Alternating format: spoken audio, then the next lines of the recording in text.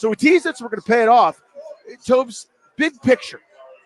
Washington, the local 53, their offseason is well underway. By all accounts, kind of the major part of it, pre-draft, I would say is done. There'll be some more signings. That's going to happen as markets cool and they kind of go bargain hunting, but they spent a pretty good deal of their cap space. Give me your overall sort of 30,000-foot view here, your impression, your thought, your reaction to their offseason. Yeah, I mean, it seems like this was going to be the offseason to go out and make some big-time moves, and they did with Laremy Tunsil, but kind of outside of that, because this is something we talked about going into the offseason.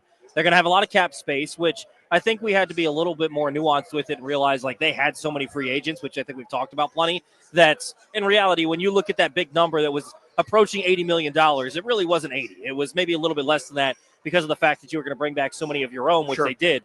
But it honestly a little bit underwhelming, Danny, outside of the fact that they traded for Tunsil. That's kind of the redeeming move for me. If you were to take the Tunsil move out and they didn't do it, I would say I'd be disappointed because they make the Tunsil move. And I think he's such a big asset for them to help out in the offensive line, to help out at left tackle. I actually think I would give them slightly above what I was expecting just because you got such an impact player.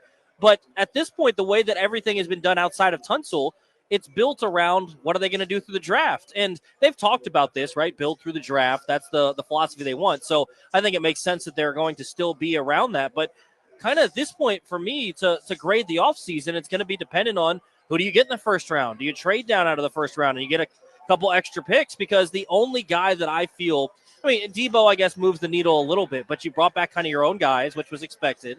And Deebo for a fifth is good value, but you're paying him $20 million now, or at least, you know, could be up to worth that, yeah. Yeah, $17 million guaranteed. Like, I don't know. I felt a little bit underwhelmed. And then the Tunsil move goes, okay, you're fine. But if they didn't have that Tunsil move, Danny, I really would feel disappointed in what they've done.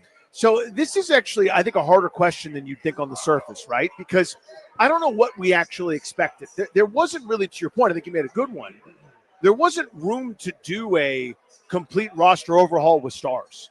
I know they had a lot of cap space, but they also had, 30 of their own free agents? Yeah, 29. They resigned, they resigned 18 of them.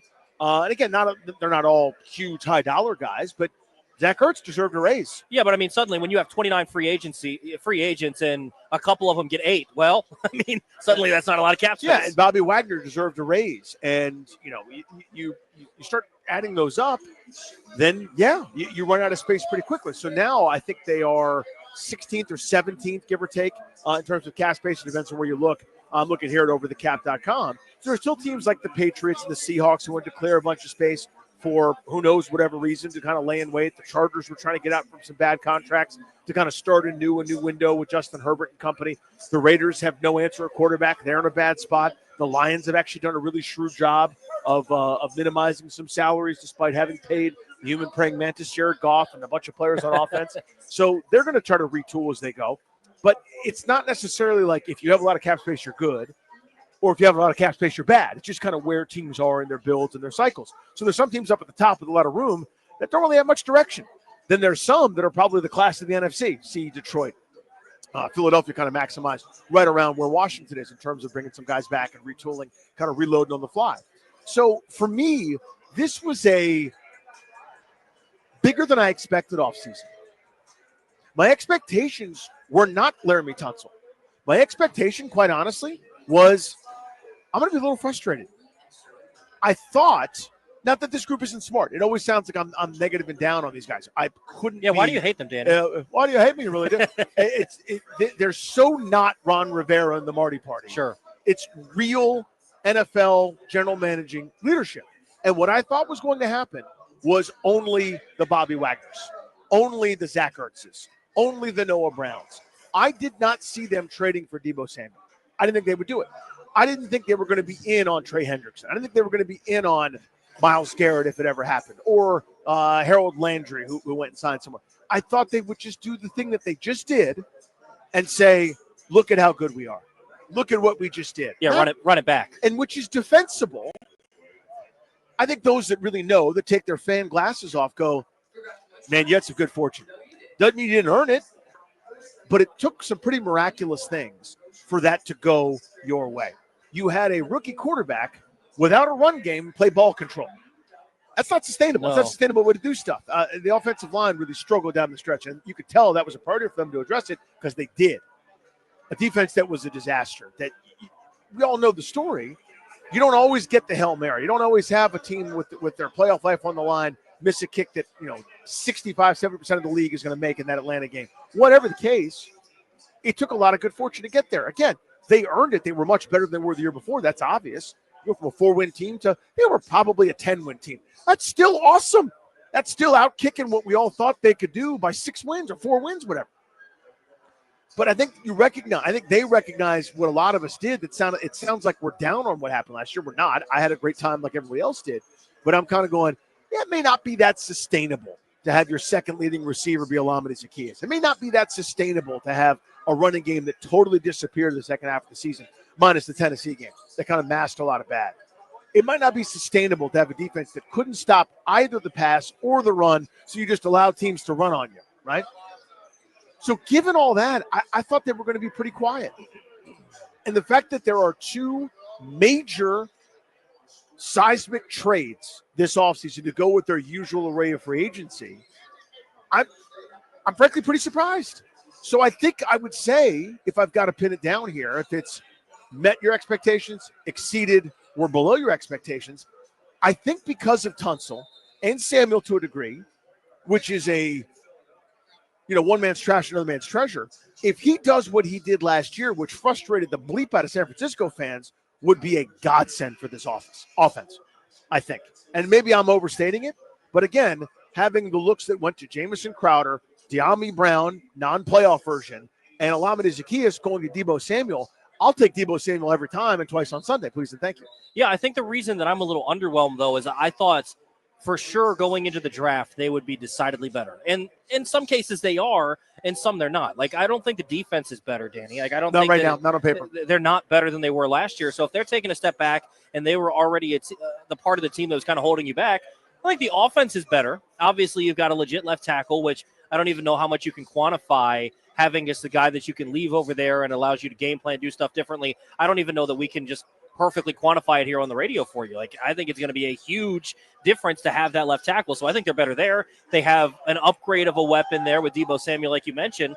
But if you're, say you've taken 1 step forward on the offense or 2 steps forward, however you want to do it, they've taken a step backwards defensively. And so, yes, they're probably overall slightly better. I thought they were going to be decidedly better going into the draft. You also factor in the fact that, they don't have a 3rd-round pick. So you look at some of the picks that are gone, and I get that you'd rather have players over picks in a lot of cases, especially once you've got your quarterback on that rookie deal, see if you can win while he's there on that rookie deal. But I just don't feel like they're significantly better, and I thought they would be. And maybe that was too high of an expectation to set. Did you think they'd be better everywhere at the end of free agency, or knowing that you can't fix everything at once? Yeah, I knew they wouldn't fix everything, but I don't. A lot of it comes back to Kinlaw, like we talked a lot yesterday. Like, that doesn't feel like an upgrade to me.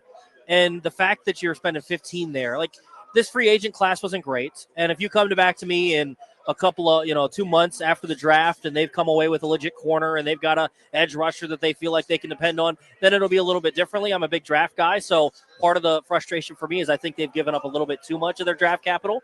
But I just don't feel like they're significantly better. And I thought through free agency, they were going to be able to do a little bit more. They've had to do a lot of it through trade. And maybe that just speaks to how poor the free agent class was. Or lack of depth or lack of impact. I mean, sure. If you're good, you're getting paid.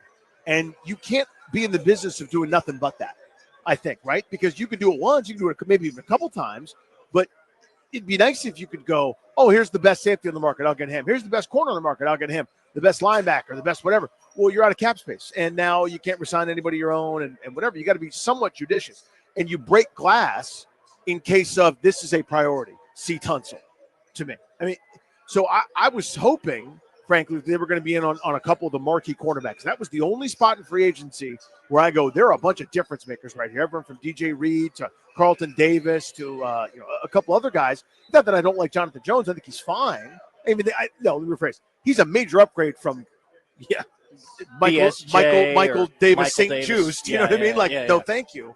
So, and there I'm happy. There's some position flex with him, and I know that's a dirty word around here, with him and Sanders still. where if you motion one inside of the other, I'll banjo that. I got no problem, right? I'll keep one outside, keep one inside. If you try to motion to get me out of it, it's not a bad matchup for me if my guy that can also play in the slot plays in the slot, right?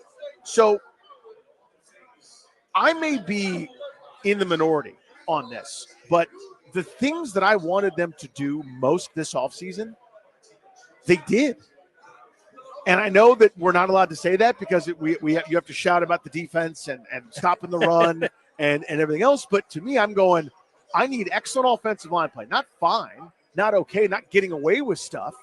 And they improved 40% of their line with one acquisition in Tunsil. And I think Coleman's an upgrade wherever he ends up. Left guard, right tackle, I don't know. Sure. That's number one. And number two, I need another easy playmaker for Jaden Daniels. I can't ask any quarterback, let alone my second-year guy, where it's going to be much tougher next year than it was this year with the schedule and, the league having all access to the film and plenty of time to try to figure it out, to just go, hey, man, be a superhero every single down. It's got to be easier at times. Enter Deebo Samuel for that. That's kind of what I was looking for, maximize and protect. So that's where I think we disagree is if you were to give me the option, there were two receivers that were traded for late-round picks this year. You had a 5th for Deebo, right? You had a 7th for Christian Kirk. Yeah. I think I would have taken Christian Kirk, and I might feel differently. I'm not very high on Deebo. I know he fits what they're trying to do. Deebo's built different. I think that's the fun. Just start to cut you off. That's the fundamental difference. Correct. Yeah, I'm more bullish on him. And I think he fits what you're trying to do, and he's a unique build. He's a unique player. But I want a legit number 2 receiver, and he's not that. And I know you're not even going to argue for that either. He's more of a weapon. And I think if you could get a guy who is a number 2. And I don't think Christian Kirk at this point in his career is spectacular by any means, but he's a better true receiver than Deebo. He can't do the stuff that Deebo does, but I feel like I can find someone that can be my weapon, whether it's a running back in the draft or something like that. And I would have felt better if you said traded that 7th, if you had to go up to a 6th to make sure that you got Christian Kirk, if Deebo would have gone somewhere else, then I would have much rather that and then spent a 5th rounder on one of these running backs in the class and felt like you could have done something like that. I think that's where our fundamental difference is, where Deebo just doesn't move the needle to me. For a lot of people, he does. Yep. And I think he's a solid player. I don't hate the trade. I know it sounds like I do. I don't hate the trade. Oh, you hate the trade. You know how you feel. But he just doesn't move the needle for me. The only – maybe this is where I think that semantics-wise, the only needle-moving move that they made this offseason so far to me was Tunsil. And because of that, I thought you were going to see a couple of those. Not like, holy smokes, they did that, but a couple of things where you're like, smart move, shrewd. Outside of Tunsil, I don't feel that.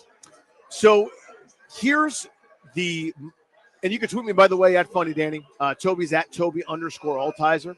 Got a good one here from Travis. Washington offseason is consistent to last offseason. Fans, once again, will be disappointed because of the lack of big names, but will get over it if they have another great season. Largely, I agree with that. Of course, the great season part. But last year, respectfully, there were a bunch of big names. Austin Eckler was a first-round fantasy draft pick for everybody that played the sport but everyone that played over the last decade. Bobby Wagner's a gold jacket dude. Frankie Louvu is a frontline defender. May not have made $1 billion, but kind of everybody knew it. Zach Ertz had tormented us for years. These were bigger names than, say, I know as you're kind of going down the list, bigger names than Nate Herbig and Jacob Martin and Will Harris and Dietrich Wise. But I think generally the point stands. Here's the optimistic viewpoint. I'm going to throw it out at you. You don't like it, throw it back. I'm going to throw something out. You don't like it, throw it back. Sure. Okay. What if they shrewdly went and found guys on that defensive front that more fit what they wanted to do? They inherited a built-in defense, especially that defensive line with all the resources that have been allocated. Now they kind of know who they are and what they'd like to do with it. So enter Dietrich Wise, Eddie Goldman, Ken Law, who's obviously much talked about. There's more size. There's more heft, if I could say that. Maybe a little bit of an idea of, okay, we've got one guy that we think could be an upfield playmaker in Johnny Newton. I don't know what Deron Payne's going to do in this system or scheme. It may be a matter of time before he's out here. They may be counting down the days for his contract to expire. Not much they could have done with him this offseason, I don't think. Maybe TBD before the draft. Who knows? Something to put a pin in. But maybe they went and found guys up front that fit. And it's going to be a sum of their parts front more so than it is, hey, I'd love Trey Henderson. Because I think they were in on having Sure. that superstar that's had 35 sacks over the last 2 years. But maybe there's something to that. If you can't go get the star, maybe get a bunch of guys that fit you better. Yeah, I like the idea that they're finding, I'm sure it was something where Dan Quinn and Joe Witt sat down with Adam Peters and said, hey, this is what we're looking for in a D lineman. We want these traits. We're going to try to use them in this way. And Peters is throwing some names their way, and they eventually come together and they figure out some guys that they wanted with Martin and Kinlaw and some of these things. It could definitely work. I just think when you're looking at ways to do that, I'm more so worried about some of the stuff with giving up some of the draft picks, more so than probably a lot of other people are, because I look at it and say, what's the old adage? You can't teach an old dog new tricks. Mm-hmm. And so when you get a guy who's 27, 28, you kind of know what they are. If you can fit them perfectly into the role that they're best fit, then fine, great. But if I get someone who's 22, 23, I can build them into my scheme. I can find ways to enhance some of those things. You still got to find their strengths, but maybe they did identify some stuff where they're like, Kinlaw is still good in this spot. Obviously, Adam Peters is familiar with him. Maybe we can use Martin or Wise or someone in this specific role because we see that they're good at this. They're going to fit our scheme. I think they're smart enough. Like we've talked about plenty, that they deserve the benefit of the doubts, right? Like they showed last year that how many people were excited when Zach Ertz was signed? How many people were over the moon when Wagner was signed or Eckler or any of these guys? It's like you talked about for last offseason, it was like, are we signing these dudes in 2021 or 2024? Like it was a little bit different for those guys going into the season, but they ended up being home run hits. So I trust what they're doing. It's just for me, I expected, and maybe this is just being flawed because there really weren't big names that were going to be out there that you could get for a reasonable price, but I expected a little bit more out of the offseason than what I got.